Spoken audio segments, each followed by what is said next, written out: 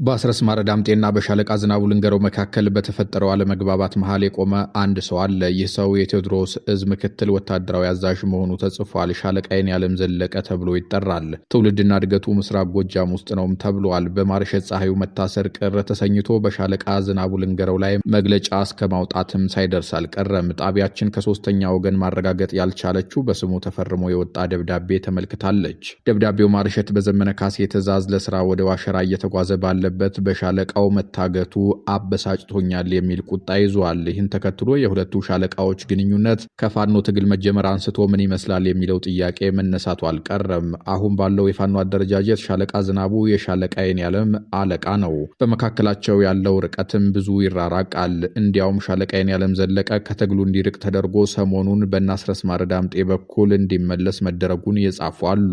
ሜጀር ጀነራል ገብርዬ ጌታ ሰው የተባሉ ጸሐፊ ፋኖ ትግል የጀመረ ሰሞን ሻለቃ የኔዓለም ዘለቀ በአባይ ዳር በረሃ በሚመራው የፋኖ ጦር ውስጥ ዝናቡ ልንገረው እንደማንኛውም ወታደር የሱ አባል ነበር ይላሉ። ሻለቃ የኔዓለም ዘለቀ አዛዡና አለቃው ነበር ማለታቸው ነው። በኋላም ሻለቃ ዝናቡ ልንገረው አንድ 40 ጎራሽ ጠመንጃ ይዞ ወደ ደጋዳሞት መመለሱንና እንደተመለሰ ብዙም ሳይቆይ የአማራ ፋኖ ትግል መፈንዳቱን ይናገራሉ። ጸሐፊው እንደሚሉት ያን ጊዜ የነበር ሻለቃ የኔዓለም ዘለቀ ከአባይ ዳር ተነስቶ ከነሰራዊቱ በእግር ተጉዞ ወደ መሃል አገር የገባው። ደጋዳሞት በወቅቱ በሻለቃ ታዱ አንተነህ እየተመራ መከላከያ ሰራዊትን አስወጥቶ ቀጠናው በሱና በትግል ጓዶቹ ቁጥጥር ውስጥ ነበር። ሻለቃ ታዱ አንተነህ የደጋዳሞትን ቀጠና ነጻ አድርጎ ተዋጊ ሰራዊት ገንብቶና ህዝቡን አደራጅቶ በትግል ላይ ያለ ተሰዋ ይሉናል ጸሐፊው። ጀነራሉ ይቀጥሉና በዚህ ጊዜ ነበር ይህን አጋጣሚ ተጠቅሞ ሻለቃ ዝናቡ የደጋዳሞት ሰራዊት መሪ ሆነው። በኋላም ሻለቃ የኔዓለም ዘለቀ የድርጅት መሳሪያ ይዞ ከመጣው ከዝናቡ ጋር የአካባቢው ሽማግሌዎች ይቅርታ አድርግለትና በአንተ ስር ሆኖ አብሮ ይታገል ብለው በጋርደው እንዳስታረቋቸው ሁላችንም የምናውቀው ሀቅ ነው ይላሉ።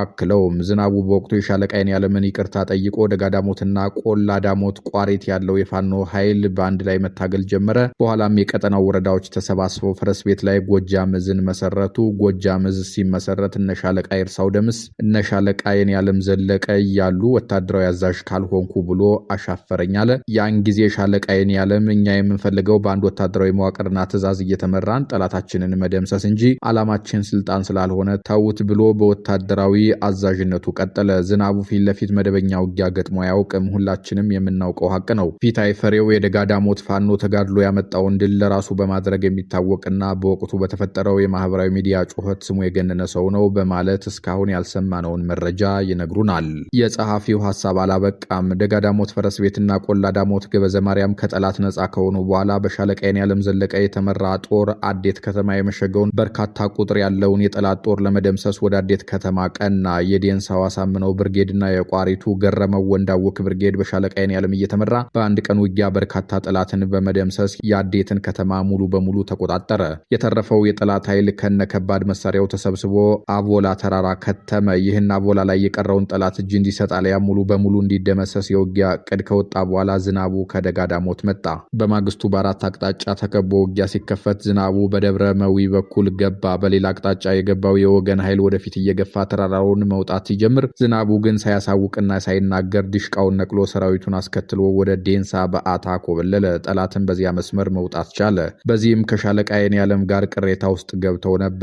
በኋላም በአርበኛ ዘመነ ካሴ የሚመራው የአማራ ህዝባዊ ኃይልና በነ ዝናቡ የሚመራው ጎጃም ህዝብ በድማማ ዲክላሬሽን የአማራ ፋኖ በጎጃምን ሲመሰረት ስንት ኮሎኔሎችና መቶ አለቃዎች እንዲሁም ሰራዊት የመምራት ብቃት ያላቸው ወታደራዊ መኮንኖች ባሉበት ዝናቡ አሁንም አዛዥ ካልሆንኩ የምን አንድነት ነው አለ። በወቅቱ አርበኛ ዘመነ ካሴ ለጎጃም አንድነት ሲባል ተውት ይሁን ብሎ ወታደራዊ አዛዥ እንዲሆን ተደረገ። የአማራ ፋኖ በጎጃም ከተመሰረተ በኋላ የትኛውም ቀጠና ገብቶ ተዋግቶም ሆነ አዋግቶ አያውቅም። በአንጻሩ ግን በጎጃም ቀጠና ውጊያ ተደርጎ በጀግኖች መስዋዕትነት ድል ሲደረግ እነ ዳሞት ፈርስቶች ግርማየልና ቡሬ ዳሞት ፋኖ ክሬዲቱን ለዝናቡ በመስጠት ያለ አቅሙ ያጀገኑት ብኩን ሰው ነው። ቋሪት ገበዘ ማርያም የነበረውን ጠላት ለመደምሰስ ሁለቱ ብርጌዶች ደጋዳሞት ብርጌድና ገረመው ወንዳውክ ብርጌድ የውጊያ ዕቅድ አውጥተው ከገቡ በኋላ ሻለቃ የኔዓለም በድንጃ ጽዮን በኩል ዝናቡ በናንጊያ ተራራ በኩል ገብተው ውጊያ ሲጀመር ዝናቡ ገበሬውን ከፊት ግቡን እኔ ሞርታርና ዲሽቃ ሽፋን እሰጣለሁ ብሎ በሞርታርና ዲሽቃ ሽፋን እየታገዘ ገበሬው ከፊት ለፊት ቁልቁለቱን ወርዶ የጨበጣ ውጊያ ሲያደርግ በዚያ በተጋጋለ ጦርነት ዝናቡ ከፊት የተሰለፈውን ገበሬ ወደ ኋላ ፈግፍጉ ሳይል ሞርታሩንና ዲሽቃውን ነቅሎ ሮጠ። የደጋዳሞት አናብስቶች ለምን እንደዚህ ታደርጋለህ? ከፊታችን ገበሬ አሰልፈን ብለን ሽፋን ካልሰጠናቸው ከባድ ነው ሲሉት፣ እሱ ግን እናኔ ምን አገባኝ ሞርታሩንና ዲሽቃውን ፈልገዋለሁ ነበር መልሱ።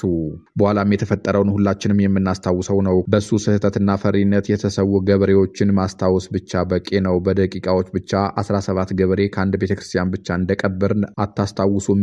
የሻለቃይን ያለም ዘለቀ ምን ያህል ምርር ብሎ እንዳለቀሰ አታስታውሱምን? ከዚህ በኋላ ነው አብረው ዘመቻ ማድረግ ያቆሙት። በዝናቡ የደጋዳሞት ፈረስ ቤት ህዝብ ተማሮ አልቅሶ ቋሪት ድረስ ተጉዞ ለየኔ ያለም አልከሰሰም ወይ? ለምን ሐቋን አንነጋገርም? ዋሸራ ላይ እናቶችን በጥይት አስደብድቦ አላስገደለም ወይ? በሱ ምክንያት የዋሸራና የደጋዳሞት ህዝብ ቅራኔ ውስጥ አልገባም ወይ? ዝናቡ ሶሻል ሚዲያ ያገነነው ከንቱ ነው። ደጀን ላይ ያለው ፋኖ ጠላትን ከመታ ጀግናው ዝናቡ፣ አገው ምድር ላይ ያለው ፋኖ ጠላትን ከመታ ጀግናው ዝናቡ፣ ሜጫ ላይ ፋኖ ጠላትን ከመታ ጀግናው ዝናቡ፣ ቢቸና ላይ ያለው ጠላትን ከመታ ጀግናው ዝናቡ፣ ደብረ ማርቆስ ላይ ያለው ፋኖ ጠላትን ከመታ ጀግናው ዝናቡ፣ ፈለገ ጊዮን ሰከላ ላይ ያለው ፋኖ ጠላትን ከመታ ጀግናው ዝናቡ እያሉ እነ ዳሞት ፈርስቶች ግርማ አየለና መሰሎቹ ያለ ስራው ያገነኑት ፈሪ ነው። ዝናቡ አንድ ቀን በእግሩ ረግጦት የማያውቀው አካባቢ ፋኖ ጠላትን ከመታ ክሬዲቱ ለዝናቡ ነው። በቅርቡ እንኳን ደጋዳሞት ቀጠና ከጠላት ነጻ ሲሆን እሱ የት እንደነበረ ሁላችንም የምናውቀው ነው። ደጋዳሞት በጀግናው የቴዎድሮስ እዝ ኮማንዶ ዩኒት ተጋድሎ ነጻ ከወጣ በኋላ እነ ግርማ አየለ ግን ጀግናው ዝናቡ ደጋዳሞትን ነጻ አደረገ እያሉ ሲፎክሩ አሳቁን አሳቀቁንም። በጊዜው ተጋድለው ቀጠናውን ነጻ ያደረጉ ጀግኖች በዝናቡ አክቲቪስቶች ዘገባ እንዴት እንደተበሳጩ ውጊያው ላይ የነበራችሁ ጓዶች ምስክር ናችሁ። ዝናቡ በሻለቃይን ያለም ትከሻ ላይ ተጭኖ አሁን ካለበት ደረጃ የደረሰና ጀግኖች የህይወት መስዋዕትነት የከፈሉበትን ተጋድሎ ሲቀማ የኖረ ምስጋና ፈላጊ ሰው ነው። ለነገሩ ከህዝብ ልቡና ወጥቶ ተንኮታክቶ የወደቀ በገዛ ሰዎቹ በነ ግርማ አየለ አማካኝነት ነው። እሱን ከፍ ከፍ ያደረግን መስሏቸው ገደል ከተቱት። ለታጋዩ ሎጂስቲክስ ማቅረቢያ የተላከውን ብዙ ሚሊዮን ብር እንዴት እንደዘረፈውና የግሉ እንዳደረገው የአደባባይ ሚስጥር ነው። ኮሎኔል የሚማርከው ነበልባሉ ጊዮን ብርጌድስ እንዴት ነው? ገረመው ወንዳውክ ብርጌድስ እንዳይዋጋ ጠርንፎ የያዘው ማን ነው? ሁሉንም በጊዜው እንዳስሰዋለን። ጸሐፊው ሜጀር ጀነራል ገብርዬ ጌታ ሰው የጎጃም ፋኖ መሪዎች መበጣጠስ የአማራን ትግል ወደ ኋላ ሊመልሰው ይችላል በማለት ነገሩን ለማጥራት ይህን መረጃ ለህዝብ እንዳጋሩት አመልክተዋል። በምስራቅ ጎጃም ውስጥ ሌሎች ከፍ ያለ ስም ያላቸው የፋኖ መሪዎችም አሉ። አብዛኞቹ በሰሞነኛው ክፍፍል ከሻለቃ ዝናቡ ጋር ሳይጋጩ እንዳልቀሩ ተገምቷል። ባለፉት 2 ዓመታት በአማራ ክልል የተቀሰቀሰው የትጥቅ ግጭት የክልሉን ወታደራዊና ፖለቲካዊ ገጽታ ሙሉ በሙሉ ቀይሮታል። በዚህ እንቅስቃሴ ውስጥ የጎጃም ፋኖ በጋራ እዝ ስር በመደራጀትና ግልጽ የሆነ የክፍለ ጦር መዋቅር በመዘርጋት ረገድ ቀዳሚውን ስፍራ ይይዛል።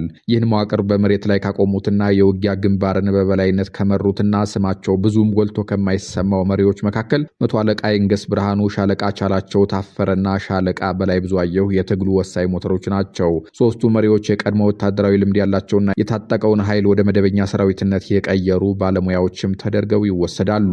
መቶ አለቃ ይንገስ ብርሃኑ በአሁኑ ወቅት የጎጃም ፋኖ በሞጣ አካባቢ የሚንቀሳቀሰው ክፍለ ጦር አዛዥ ነው። በፋኖ መዋቅር ውስጥ ካሉት ወጣት ግን ደግሞ እጅግ ብቁ ከሆኑ ወታደራዊ መሪዎች አንዱ ተደርጎ ይወሰዳል። ይንገስ ወደ ፋኖ ከመቀላቀሉ በፊት በኢትዮጵያ መከላከያ ሰራዊት ውስጥ በመቶ አለቃ ማዕረግ ያገለገለ ባለሙያም ነው። ይህ ልምዱ በፋኖ ውስጥ የመስክ ታክቲክ እንዲዘምን አድርጓል። እርሱ የሚመራው ክፍለ ጦር በተለይም በምስራቅ ጎጃም የሚገኙትን እንደነማይ እነሴና እርጅና ናውጋና የሞጣ ዙሪያ ወረዳዎችን ይሸፍናል።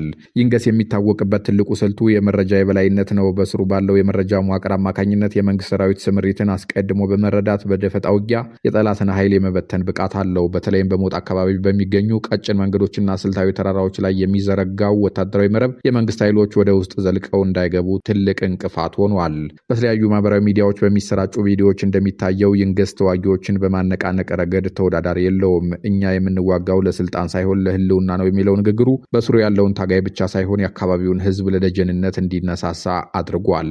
ሻለቃ ቻላቸው ታፈረ ደግሞ የአማራ ፋኖ በጎጃም የጎንቻ ክፍለ ጦር አዛዥ ነው። ቻላቸው በጎጃም ፋኖ ውስጥ እጅግ ቁጥብ፣ ተግባራዊና በስራው ብቻ የሚታወቅ መሪ እንደሆነ ይነገራል። ቻላቸው የሚመራው የጎንቻ ክፍለ ጦር የሚንቀሳቀስ በት መልክዓ ምድር ጎንቻ ሲሶነሴ እጅግ አስቸጋሪና ተራራማ ነው። ይህ ደግሞ ለደፈጣ ውጊያ ወይም ጉሬላ ዋርፌር አመች በመሆኑ ቻላቸው ይህን የተፈጥሮ ምሽግ ተጠቅሞ ጠንካራ የሰው ኃይል ገንብቷል። የሻለቃ ቻላቸው ልዩ መክሊት የሰራዊት ዲሲፕሊን ነው። ፋኖ ከህዝብ ጋር ያለውን ግንኙነት እንዳያበላሽ፣ ንብረት እንዳይነካና ህዝባዊ አክብሮት እንዲኖረው በማድረግ ረገድ ጥብቅ መመሪያ አለው። የእርሱ ክፍለ ጦር በተለይ በምስራቅ ጎጃም ካሉ ሌሎች ክፍለ ጦሮች ጋር በመቀናጀት የጋራ ግንባር በመፍጠር ይታወቃል።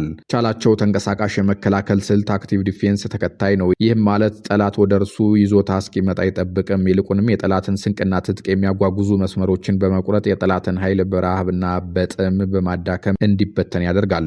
ሻለቃ በላይ ብዙአየሁ ደግሞ የጎጃም ፋኖ የደብረ ማርቆስ አካባቢ የሚንቀሳቀስ ክፍለ ጦር አዛዥ ነው። በላይ በፋኖ መዋቅር ውስጥ የአባቶች ምክርና የጀግኖች ወታደራዊ ጥበብ ተምሳሌት ተደርጎ ይወሰዳል። ሻለቃ በላይ በመከላከያ ሰራዊት ውስጥ በነበረው ረጅም ዓመት አገልግሎት የሻለቃነት ማዕረግ የነበረው ሲሆን በርካታ ጦርነቶችና ወታደራዊ ስልቶችን አልፏል። ይህ ልምዱ የሚመራውን ክፍለ ጦር እንደ አንድ ዘመናዊ ጦር እንዲደራጅ አድርጎታል። የእርሱ ክፍለ ጦር በምዕራብ በኩል የሚገኙትን ደብረ ማርቆስ፣ ማቻከል፣ አማኑኤልና ጉዋጉሳ ወረዳዎችን ይሸፍናል። እነዚህ አካባቢዎች ለዋናው የትራንስፖርት መስመር ባህር ዳር አዲስ አበባ ቅርብ በመሆናቸው ሻለቃ በላይ ይህን ስልታዊ መንገድ የመቆጣጠርና የመዝጋት ከፍተኛ ኃላፊነት አለበት። ሻለቃ በላይ በጎጃም ፋኖ የጋራ እዝ ውስጥ የሚዛን ጠባቂም ነው። በወጣት አዛዦች መካከል አለመግባባት ሲፈጠር በሽምግልና የመፍታት በትግሉ ውስጥ አንድነት እንዲኖር የማድረግና ሰራዊቱ ከፖለቲካዊ ግቦች እንዳይወጣ የማረም ሚና አለው። እርሱ ዘንድ ወታደራዊ ሳይንስ ለድርድር የማይቀርብ ጉዳይ ነው። እነዚህ ሶስት አዛዦች እንገስ ቻላቸውና በላይ በየራሳቸው ክፍለ ጦር ነጻ ቢሆኑም በጎጃም ፋኖ የጋራ እዝ ስር ሆነው ግንኙነታቸውን ያጠናክራሉ። የዘመነ ካሴ የፖለቲካ መመሪያ ወደ መሬት ወርዶ ውጤት የሚያመጣው በእነዚህ ክፍለ ጦሮች አማካኝነትም ነው። በጎጃም ፋኖ ውስጥ የታየው ትልቁ ስኬት አንዱ ክፍለ ጦር ለሌላው ደጀን የመሆን ልምድ ነው። ለምሳሌ በሞጣ አካባቢ የመንግስት ሰራዊት ጫና ሲያበረታ የጎንቻው ቻላቸው ታፈረ ወይም የደብረ ማርቆሱ በላይ ብዙአየሁ የጎንዮሽ ጥቃት በመክፈት ጫናውን ያቀላሉ። ይህ አይነቱ የጋራ እዝ ስራ የጎጃምን ፋኖ በቀላሉ የማይበገር እንዲሆን አድርጎታል። መቶ አለቃ የንገስ ብርሃኑ በታክቲክ ብቃቱ፣ ሻለቃ ቻላቸው ታፈረ በጽናቱና ከህዝብ ጋር ባለው ቁርኝት፣ ሻለቃ በላይ ብዙአየሁ ደግሞ በአንጋፋ ወታደራዊ ልምዱና በዲሲፕሊን ግንባታው የጎጃም ፋኖ ሶስት ምሰሶች ናቸው። እነዚህ ግለሰቦች ከግል ዝና ይልቅ ለጋራ ዓላማ መቆማቸው የጎጃም ፋኖ በክልሉ ካሉ ሌሎች የፋኖ አደረጃጀቶች በተሻለ ሁኔታ ተከባብሮና ተቀናጅቶ እንዲቆይ ያስችሎታል። ወደፊት የትግሉ አቅጣጫ ወዴትም ይሁን ወዴት የእነዚህ ሶስት አዛዦች ስም በጎጃም ወታደራዊ ታሪክ ውስጥ በጉልህ ተጽፎ የሚቆይ መሆኑ አያጠራጥርም። ይህ ዝግጅት ወቅታዊ መረጃዎችንና በአካባቢው ያሉ ምንጮችን መሰረት አድርጎ የቀረበ በመሆኑ በሂደት ለሚለዋወጡ ወታደራዊ ሹመቶችና ክስተቶች ተገዢ ነው።